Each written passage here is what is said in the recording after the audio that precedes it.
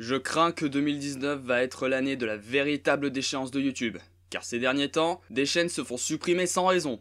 Et j'ai vraiment l'impression que YouTube est en train de devenir un nouveau troisième Reich. Pour les deux du fond qui ne seraient pas au courant, je réexplique rapidement. Il y a quelques jours, YouTube a clôturé les chaînes de Pac Kenny, Punisher et Belliarod.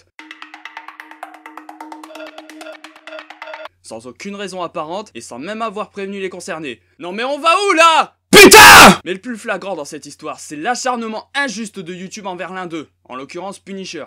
Vu que je ne connais ni Pac Kenny ni Belliarod, je ne parlerai pas d'eux. Mais ayant suivi Punisher depuis presque ses débuts, je peux vous dire qu'on est à la limite de la traque et de la censure. Parce qu'il possédait deux autres chaînes qui ont été supprimées de la même manière. Et plus honteux encore, lorsqu'il a fait un live pour expliquer son ressenti sur la suppression de sa chaîne, YouTube strike son live pour spam et escroquerie.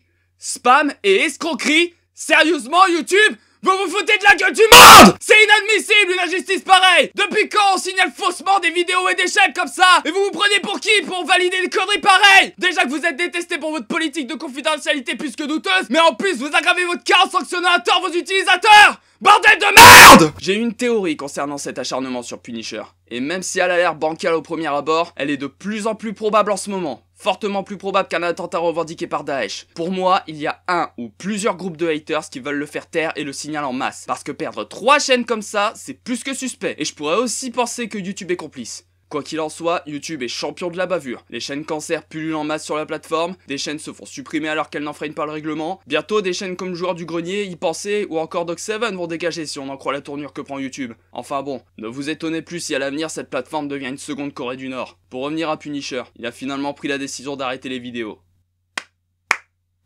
Bravo YouTube. Bravo de montrer à vos utilisateurs que vous les poignardez dans le dos sans aucun scrupule. Vous réussissez à les décourager en brisant leurs rêves, leurs envies, leurs projets. J'espère que vous êtes fiers de vous.